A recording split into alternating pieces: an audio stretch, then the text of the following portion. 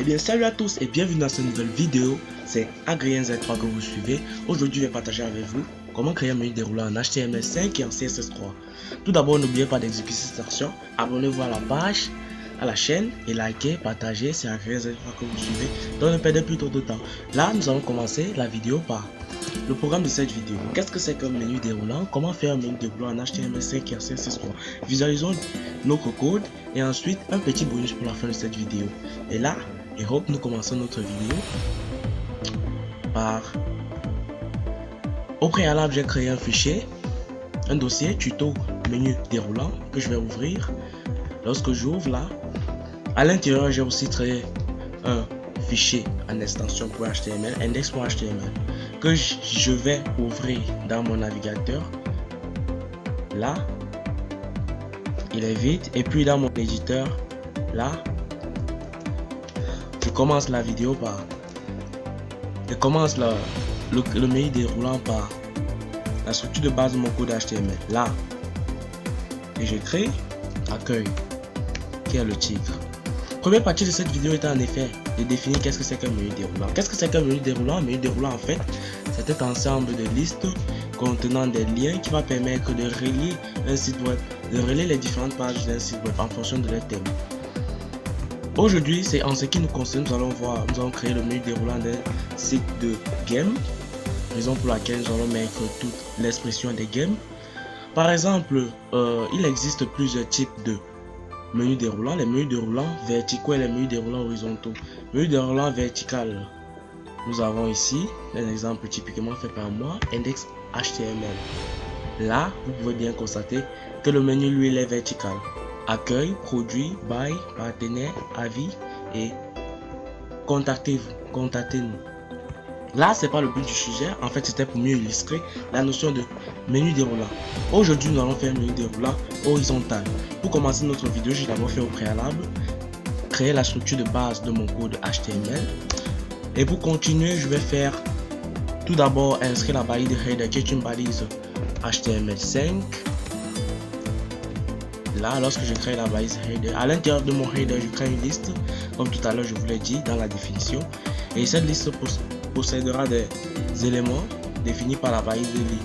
Premier élément de la liste, accueil. Et aux abords, puisque cet accueil là constitue un lien qui va permettre de relier les autres pages, la page d'accueil à d'autres pages, là nous allons insérer le lien à la balise A, balise en paire. Là, la balise A en fait va contenir la index.html. Et là, avec index.html, nous avons notre premier lien ou notre premier élément de liste. En bas de ça, nous allons mettre là nos jeux vidéo. Comme je vous l'ai dit, c'est un site de jeux vidéo. Et ici en bas, nous allons mettre là contactez-nous. Et justement en bas, nous allons aussi mettre là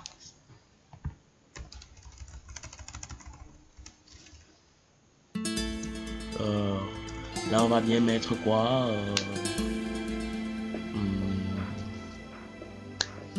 réseau social, nous allons mettre quoi, jeux vidéo, catégorie, voilà, catégorie là.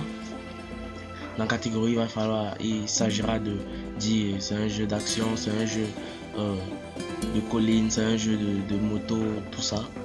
Et là, ils n'auront pas le même lien. Pour le moment, pour l'instant, nous n'avons pas encore créé. Ici, ça ne nous intéresse pas. Et ici, nous n'avons pas créé les autres pages qui sont reliées grâce au menu déroulant que nous sommes en train de construire. En fait, voilà la structure de base de mon menu déroulant. J'enregistre et je visualise dans mon navigateur. Lorsque je visualise dans mon navigateur, là, index. Voilà en fait ma liste d'éléments qui vont permettre de relier l'ensemble des pages de notre site web, accueil, nos jeux vidéo, contactez-nous, catégorie. Et hop, pour commencer, le CSS, nous allons créer un fichier style en CSS. Et là, nous allons créer notre éditeur, CTRL N et CTRL SHIFT S. Nous créons maintenant notre fichier style.css et là, ancré. Dans notre fichier style.css, tout d'abord, qu'est-ce que nous allons faire? Nous allons essayer de relier notre fichier style.css avec notre page HTML. Là, on écrit link real style sheet. Style sheet en effet en anglais, c'est une feuille de style. Href, c'est pour donner le chemin d'accès de notre feuille de style. Là, je mets feuille de style.css pour relier les deux pages, pour relier ma feuille de style à ma page HTML. Dans ma feuille de style, qu'est-ce que je fais? Je commence par définir le bloc de header, quelle est sa hauteur, quelle est sa largeur.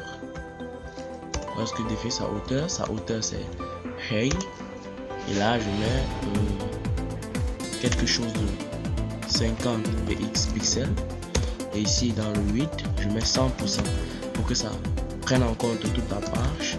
Et puis je mets un background, nous allons mettre un background comme ceci, une couleur que vous allez voir, et là nous n'avons pas enregistré tout d'abord notre fichier, nous n'avons pas enregistré la modification que nous avons fait avec le link. Nous enregistrons aussi celle que nous allons faire le fichier style. Là, nous enregistrons là. Et voilà en fait la barre qui affiche. Lorsque cette barre affiche, vous voyez bel et bien que les éléments de la liste ne sont pas alignés, ne sont pas très beaux à voir. Comment faire pour arranger ça? Et hop, nous passons dans notre code. Comment faire pour arranger ça? Déjà, tout d'abord en CSS, nous avons la propriété text decoration. Et là, nous mettons none pour dire souligner, et les points, nous ne voulons pas ça. Dans notre head, ça c'est prédéfini. Et là maintenant, pour être plus précis, nous allons spécifier cette propriété dans le lien A, et nous allons mettre là text align none. Lorsque nous mettons none, le souligner par d'abord. Les pointillés y persistent parce que c'est la balise li qui met les pointillés. La balise non ordonnée, la balise UL qui est une balise de liste non ordonnée. Nous allons spécifier ça ici. Header li. Lorsque nous mettons li là, nous mettons text decoration none. Lorsque nous mettons none, ça ne disparaît pas encore. Pourquoi ça ne disparaît pas encore? Nous mettons là aussi display inline block flex, et là, et ils disparaissent. Lorsqu'ils disparaissent, il faut qu'on leur donne une taille pour que ce soit plus attrayant et très beau à voir. Nous allons leur donner une taille, une hauteur et une largeur.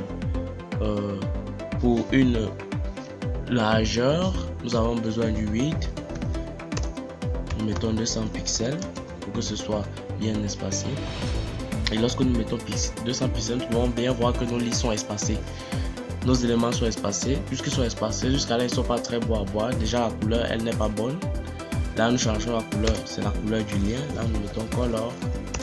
Là par exemple blue, pour voir un peu comment ça va afficher.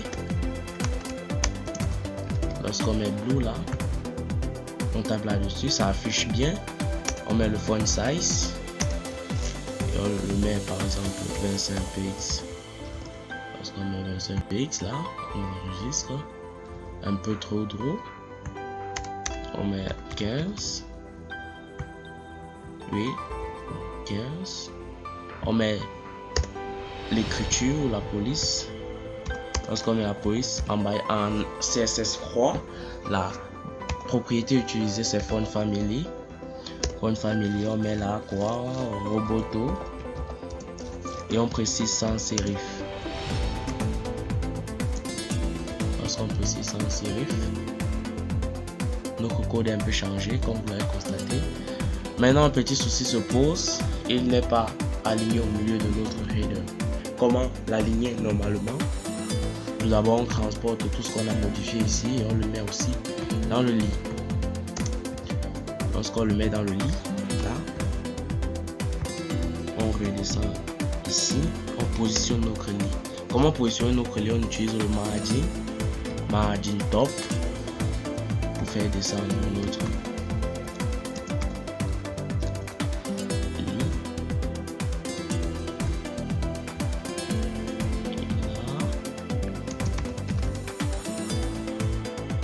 Il est descendu, on descend encore un tout petit peu.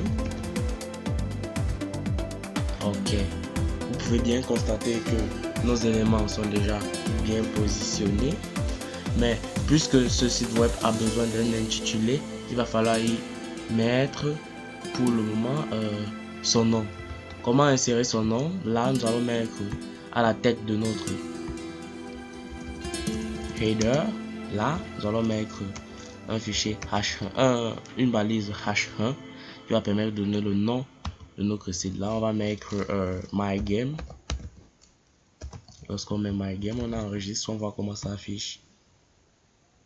Ça n'affiche pas du tout bien.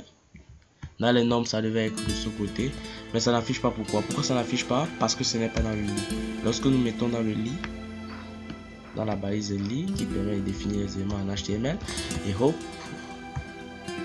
nous constatons qu'elle est bel et bien là, mais il y a eu décalement entre les autres, avec les autres éléments, justement à cause de sa taille. Là, on va décider de le mettre en forme ici pour que ce soit plus beau. Le header H1, on met là le margin top, on met 10 et on descend.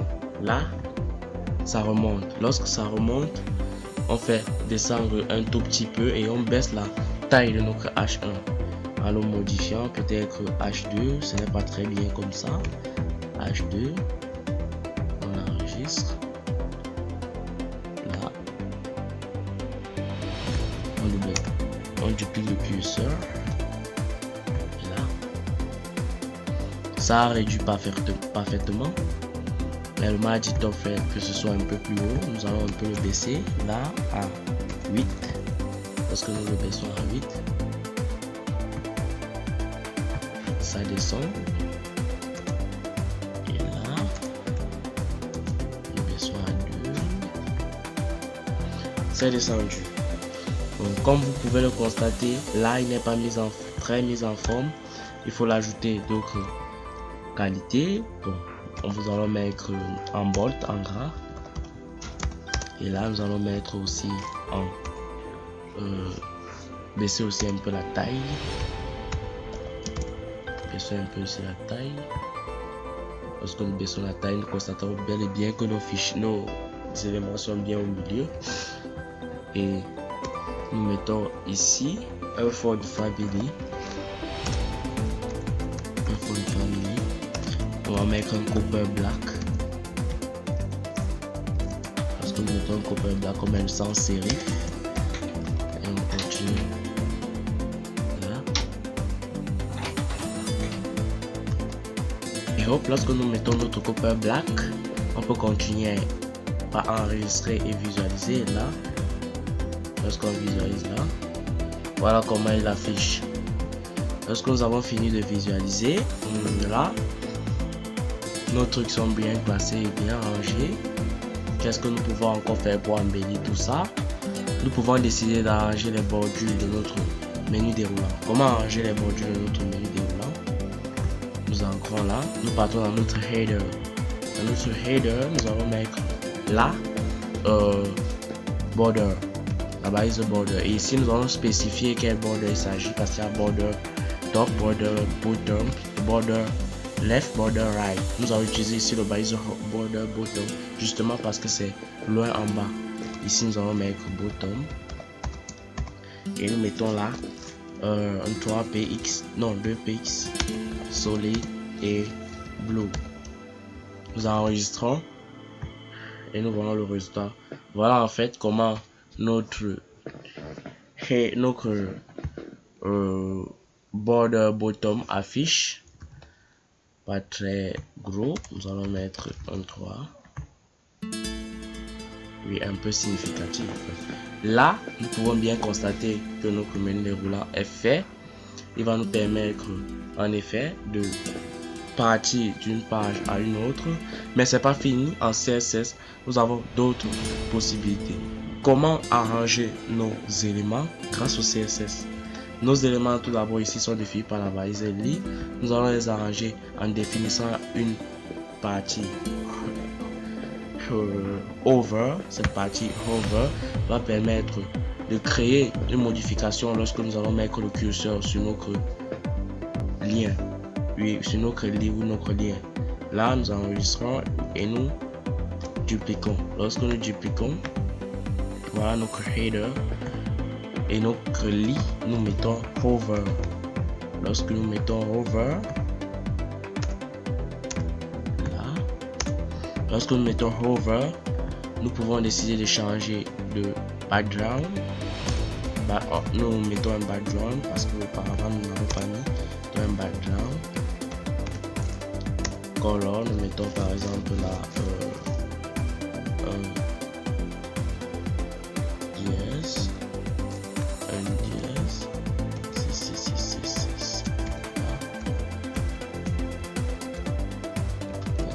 c'est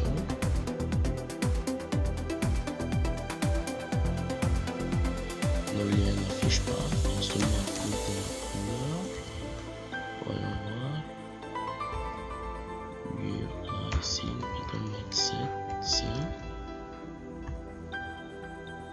ça n'affiche pas toujours. Qu'est-ce que nous allons faire donc? Nous allons essayer de mettre un truc du genre là. Nous enregistrons et nous visualisons. Jusqu'à là, ça ne fonctionne pas. Mais qu'est-ce qui se passe? Nous enregistrons. Et là, ça fonctionne. Là, c'est très laid. Il va falloir bien l'arranger. Comment l'arranger? Nous allons définir la hauteur de nos lits. Là, nous définissons la hauteur. C'est partout que nous allons définir. La hauteur, nous pouvons décider aussi 50 px. Et nous décidons que ce soit aligné center dans le centre.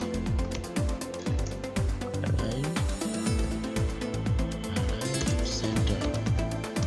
Là, nous descendons. Voilà comment ça se présente. Ce n'est pas très agréable, c'est ça donc nous allons l'arranger. Lorsque nous allons l'arranger, nous allons là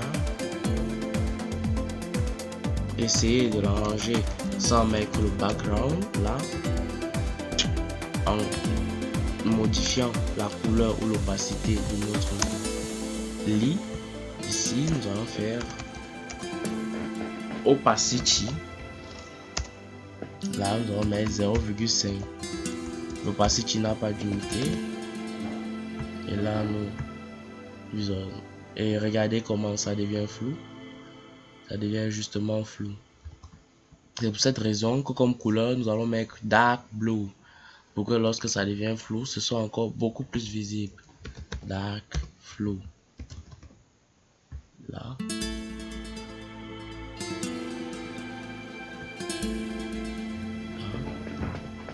Pas très cool, je dirais. Nous allons décider de modifier notre background color. C'est ça en fait le CSS. CSS, c'est ce jeu de couleurs qui va permettre de donner un menu déroulant agréable. Nous allons mettre blue. Et dans le lit, nous allons mettre du black. White. Du blanc. Parce que vous mettez du blanc. Même le lien possède du blanc.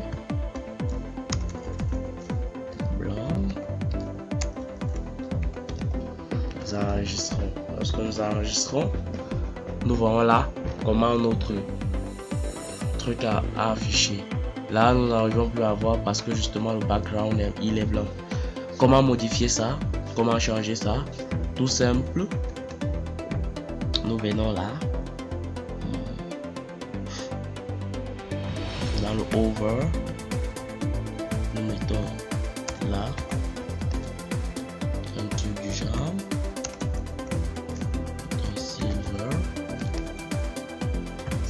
d'enregistrement. Là, comme vous pouvez le constater, ils ont changé. Voilà, en effet, ce que c'est qu'un menu déroulant en HTML5 et en CSS3. D'autres modifications peuvent être ajoutées. Comme je vous l'ai dit, nous pouvons désormais passer à la phase du bonus. Là, le bonus sera en fait d'y mettre un background beaucoup plus intéressant. Là, le background que je vais mettre va utiliser les propriétés gradient. Je vais partir dans mon header, je vais effacer mon background. Je vais créer un nouveau background. Background, tout simplement. Et là, je vais ajouter la propriété WebKit. WebKit. Lorsque j'ajoute la propriété WebKit, je mets le linéaire et je mets le gradient. Lorsque je mets le gradient, là, je peux décider de définir la hauteur. Là. Lorsque je définis la hauteur, maintenant, revient à moi de mettre l'ensemble des couleurs qui vont constituer mon background. Ne vous inquiétez surtout pas, vous allez voir le résultat, ça sera très beau, très agréable avec les modifications que je suis en train de faire. Là, qu'est-ce qu'on peut bien faire? Là, on va mettre une première couleur qui va dominer tout le reste parce que ce sera à 75%. Là, nous allons mettre par exemple, oui, le blue. 75%. Et ensuite nous allons mettre le light blue, donc le blue clair, light blue à 30%. Nous enregistrons une visualisation. Là, voilà une petite modification, mais c'est pas très beau à voir, c'est pas très intéressant à voir. C'est pour cette raison que vous avez façon notre bottom, puisque le background est déjà en bleu. Dans ces façons, pas très toujours beau à voir. Cherchez une couleur maintenant un peu liée au bleu qui va permettre de donner une belle présentation à notre menu déroulant. Quelle est cette couleur là? Nous allons décider de mettre du dark bleu. Du dark bleu.